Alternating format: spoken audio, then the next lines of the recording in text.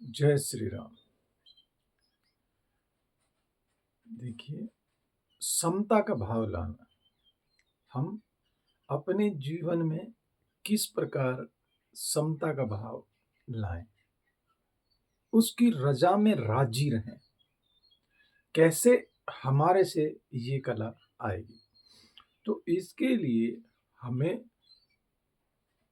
ऐसे लोगों की तलाश में भी रहना है कि जिनके प्रति आपकी पूर्ण श्रद्धा हो, है? और वो कौन है? वो ऐसे कोई फकीर, संत, महात्मा जो भी इर्द गिर्द आपको ऐसे मिल जाएं और आपकी वहां श्रद्धा भी हो। देखने के बाद में ये ना लगे कि भाई कहाँ फटी चरिए और हम तो बहुत बड़े इंसान हैं, तो आप उनसे कुछ नहीं समझ पाए।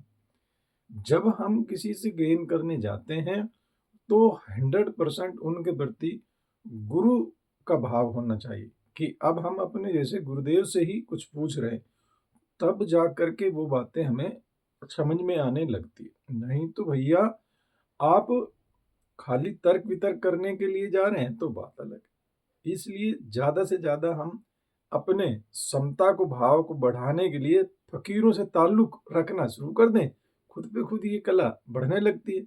और बता भी रखा है कि जिंदगी में थोड़ा ताल्लुक फकीरों से भी रखना, ये वो हकीम है जो लफ्जों से इलाज करते हैं।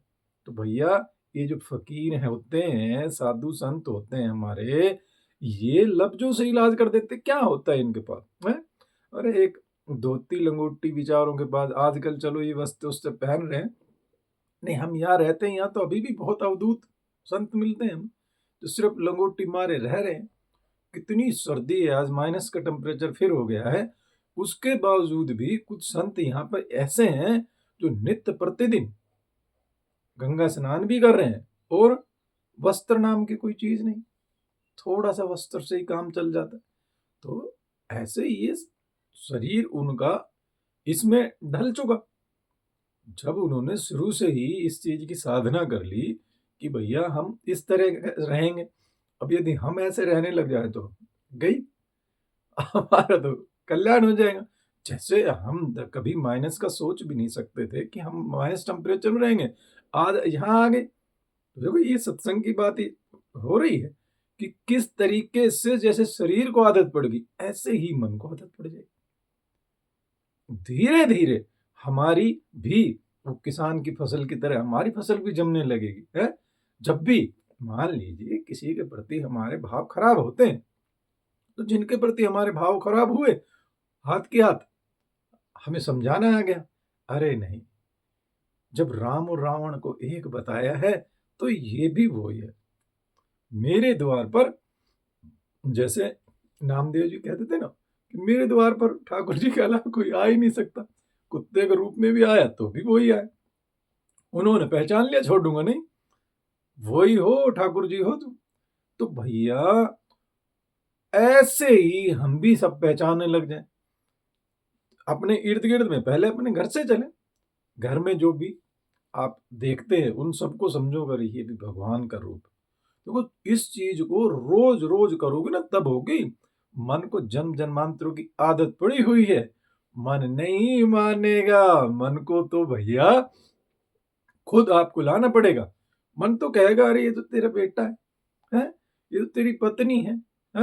उनको तो हम कुछ समझते ही नहीं, बेटे को, पत्नी को या घर के और जो सदस्य हैं। और तो जो बंदा घर का मुखिया हो जाता है ना, मुखिया कैसे बन जाएगा?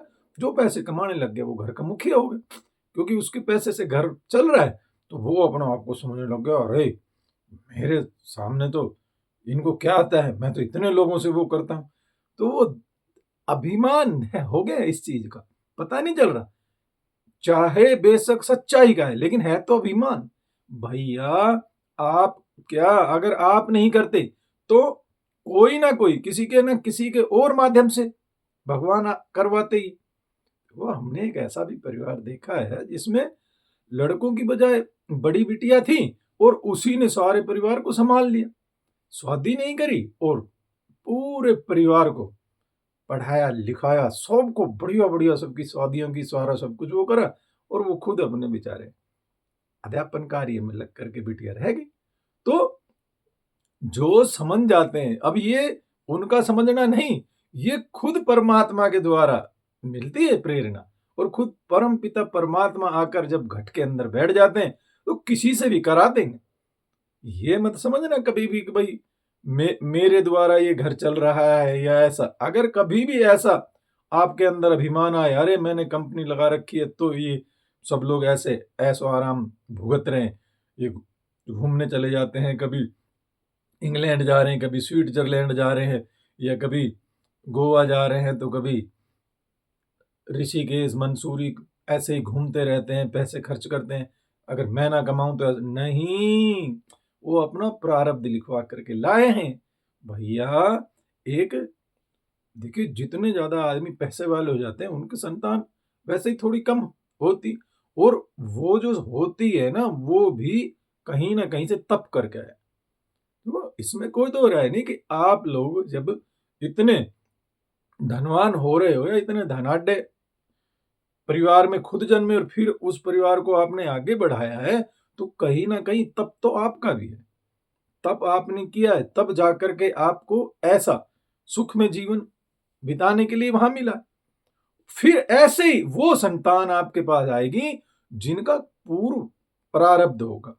तो इसमें घमंड में नहीं फूलना कि भैया ये तो मैं कर रहा हूं। अरे पिछले कर्मों की खा रहे हो, जो पिछले कर्मों में जो तुमने बढ़िया कर्म करे थे, इस जन्म में भी यदि ध्यान रखो और कर्म श्रेष्ठ हो जाए तो फिर हमारी मुक्ति के लिए हम प्रयास कर सकते हैं यहाँ पर, यदि इतना सब कुछ हो गया तो। और बार बार याद रखो, समता के अंदर आओ कि भैया नहीं, ये तो सब मैं नहीं कर रहा, ये तो सब परमात्मा कर रहा है। जिस दिन ये अभिमान गायब हो जाएगा कि नहीं, करने वाले वही हैं, परम पिता परमात्मा, मैंने नहीं करे कुछ भी, तो सब कुछ धीरे धीरे बढ़िया होता चला जाएगा। कोई भी, लेकिन हम तो क्या कर लेते हैं, जो घरों में रहते हैं आपस में, उनको लगता है अरे ये तो हमारे पिताजी, तो यदि हमारे भगवान भी बन गए ना तो भी हम इनको एक्सेप्ट नहीं करेंगे। सारा दिन डांटते रहते हैं, धमकाते हैं, वो करते हैं। अरे भैया, तुम्हारी भलाई के लिए ही कहते हैं। तो ये बच्चों को भी सोचना है कि मान लो उन्होंने जो ये एम्पायर खड़ा किया है उसके लिए कितनी मेहनत की होगी, तो वो उस चीज को जानते हैं।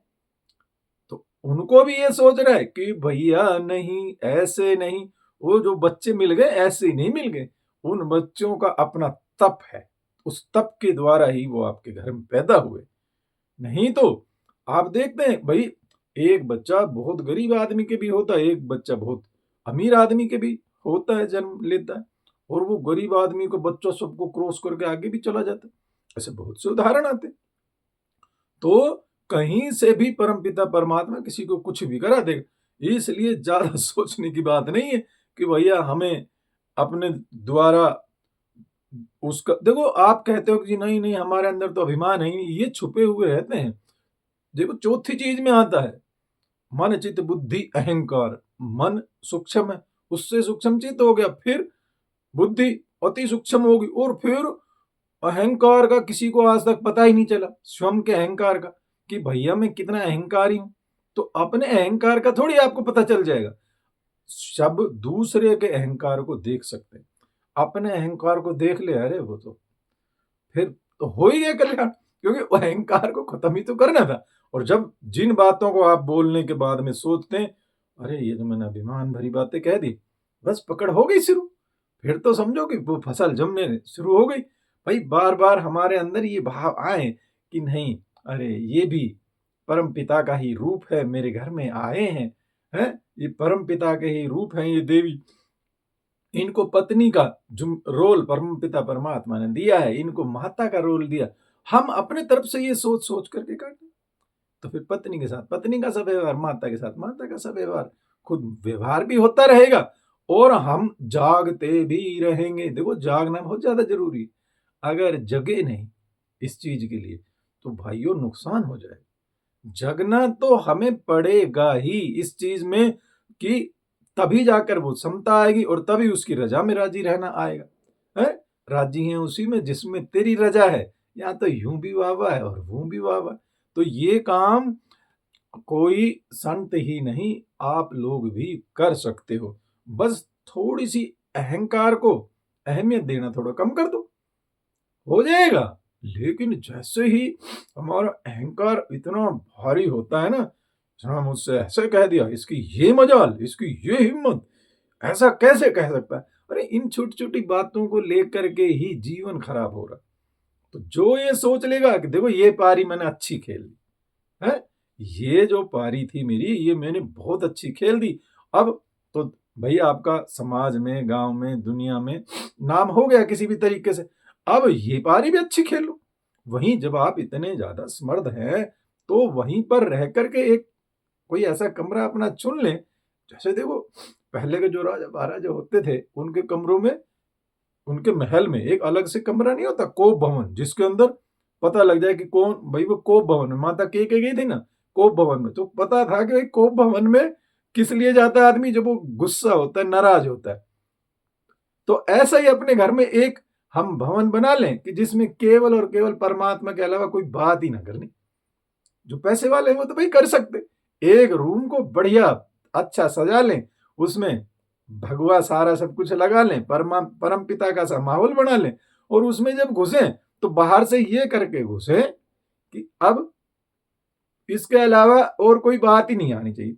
अरे 10 मिनट से शुरू करो, 5 मिनट से शुरू करो, आप अपने लेवल पे 2 4 5 मिनट से शुरू करो कि भैया मुझे तो केवल इस कमरे के अंदर जब मैं आया हूं तो मैं केवल भगवान से बातें करूंगा, केवल भगवान का नाम जप करूंगा, केवल भगवान, केवल 5 10 मिनट ऐसे कर सकते हैं। और देखो ये तो आज बात निकल के आई है खुद कुदरती कि भैया जो पैसे वाले वो तो कर ही सकते हैं, गरीब आदमी के पास एक ही कमरा रहने का होता है, एक ही सब कुछ होता है, वो तो बेचारा करेगा क्या।